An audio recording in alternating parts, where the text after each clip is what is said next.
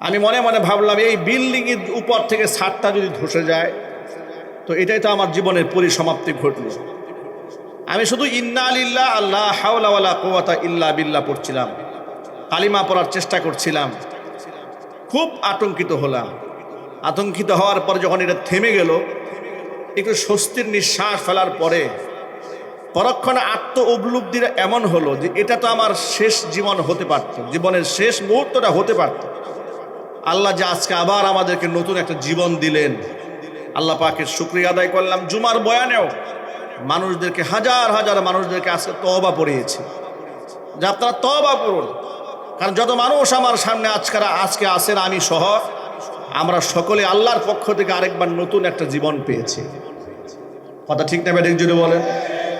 আমাদের জীবনে এটা হতে পারত যে কম্পনটা হয়েছে, একটু আন্দাজ করতে পারেন আমার রবের শক্তি কত বড়। আল্লাহু আকবার বলেন। একটু ঠান্ডা মাথায় চিন্তা করেন, একটা কাঁপুনি দিয়েছে, মানুষ বিল্ডিং থেকে পাগলের মতো দৌড় দিয়েছে। কিসের ক্ষমতা, কিসের এমপি, কিসের মন্ত্রী, কিসের বড় আলেম, এত বড় কম্পন আমার মনে হয় যে এদেশের মানুষ কখনো অনুভব করে নাই। ঠিক কিনা বলেন? বাংলাদেশের কিছু জায়গায় সামান্য কিছু ক্ষয়ক্ষতি হয়েছে, কিন্তু মহাপ্রলয় থেকে আল্লাহ এই জাতিকে হেফাজত করেছেন। আল্লাহর সীমাহীন শক্তির কাছে যে আমরা কতটা অসহায় আর দুর্বল, আজকে কিছুটা হইলেও আমাদের মধ্যে এই উপলব্ধি এসেছে। ঠিক কিনা বলুন? মহান রবের সীমাহীন শক্তির কাছে আমরা মাখলুকাত, আল্লাহর সৃষ্টি মানুষ, আমরা যে কতটা অসহায়, আমরা যে কতটা দুর্বল। এত দুর্বল প্রাণী হওয়া সত্ত্বেও আমাদের মধ্যে যে পরিমাণ আত্ম অহমিকা, গরিমা, তাকাব্বুরি, যে বরত্ব আমাদের মধ্যে বিরাজ করে, আল্লাহ পাক চরম ধৈর্যশীল যদি আল্লাহ না হতেন, সীমাহীন ধৈর্যের মালিক যদি আল্লাহ না হতেন, আমরা নিঃশ্বাস ফেলার মতো সুযোগ পেতাম না। আল্লাহ আমাদেরকে ধ্বংস করে দিতেন। কথা ঠিক না ব্যাটিক জুড়ে বলে? এইরকমই শুক্রবার করে একটা প্রবল ঝাঁকুনি আসবে। সেই ঝাঁকুনিকে আজকের এই প্রাইমারি লেভেল একটা ঝাঁকুনি আমাদেরকে স্মরণ করে দিয়েছে, আমাদেরকে সতর্ক করে দিয়েছেন মহান রব্বুল আলামিন। কোরআন মাজিদ আল্লাহ পাক সূরা জিলজালে বলেছেন, ইদা জুলজিলাতিল আরদু জিলজালাহা ওয়া আখরাজাতিল আরদু আসকালাহা ওয়া ক্বালাল ইনসানু মা লাহা ইয়াওমাইযিন তুহাদ্দিসু আখবারাহা বিআন্না ربك أوحى لها يومئذ يصدر الناس أشتاتا ليروا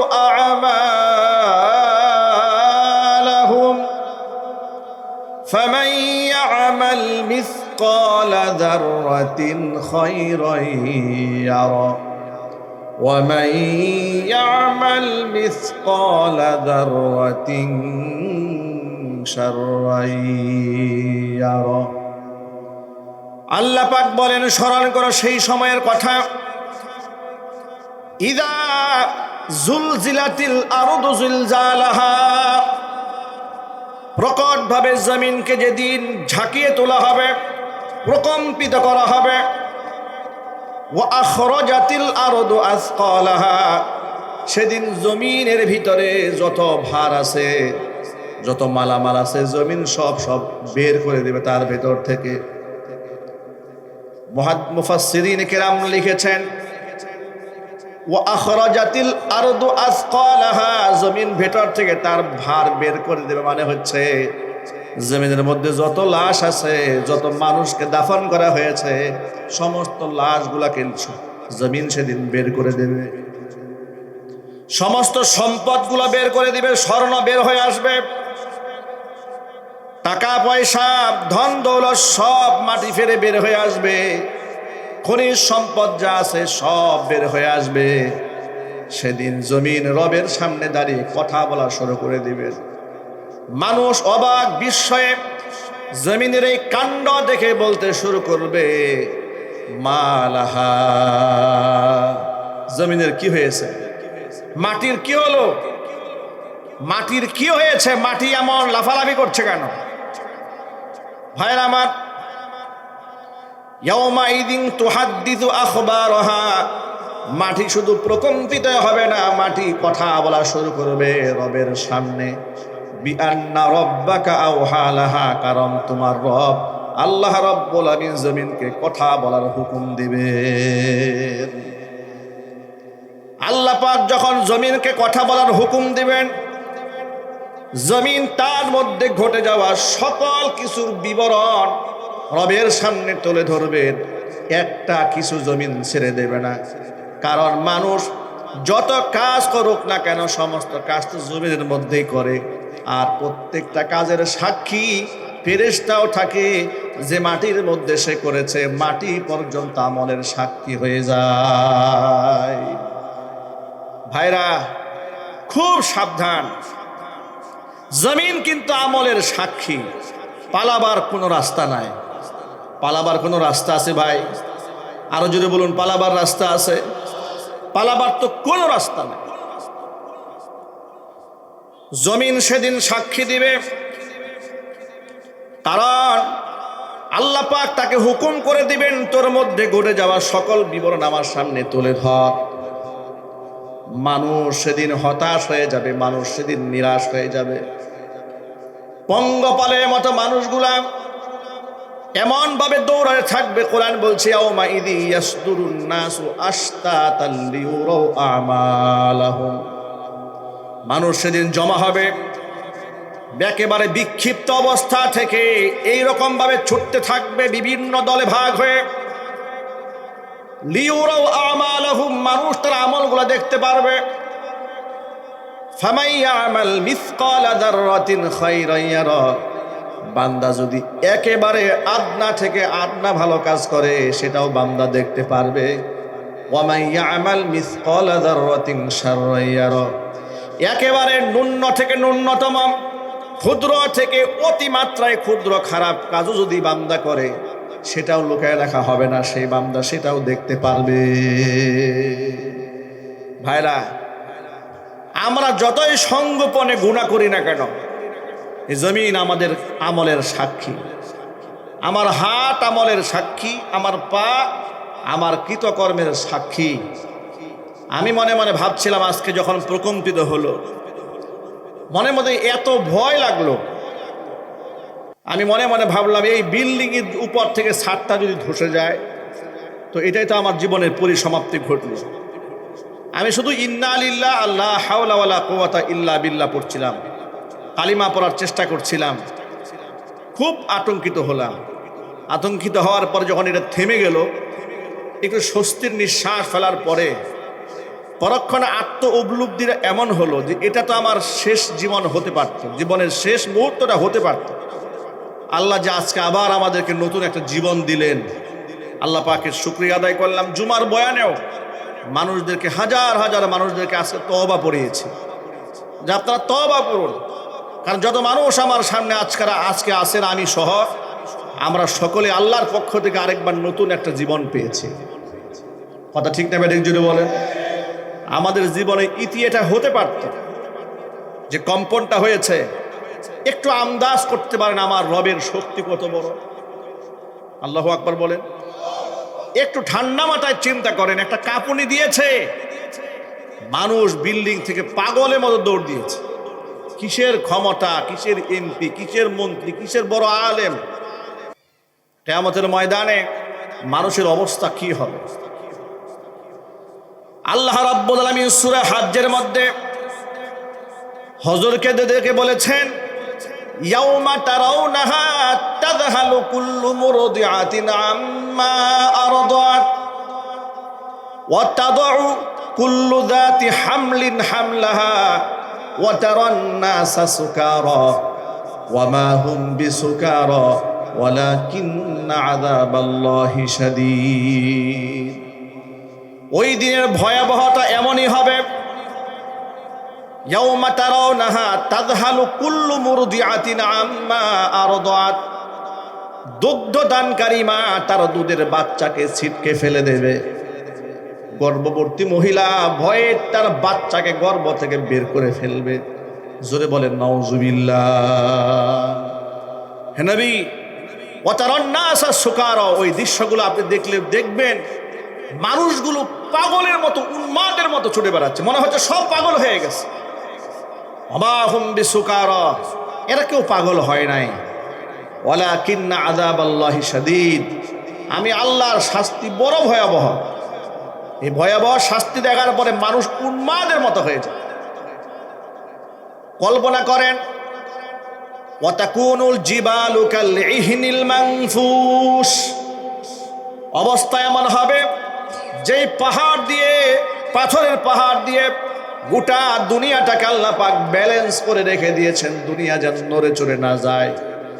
এই সমস্ত পাহাড়গুলো, বিশাল আকারের পাহাড়গুলো তুলার মতো উঠতে থাকবে। ইদা সামাউ শাক্কাত, আসমান টাস টাস করে ফেলে যাবে, এত বিশাল আসমান চূর্ণ বিচূর্ণ হয়ে যাবে। ওয়া ইদান নুজুমুন কাদারাত, নক্ষত্রগুলা খসে পড়বে, আলো হারিয়ে ফেলবে, নক্ষত্র অন্ধকারে হারিয়ে যাবে।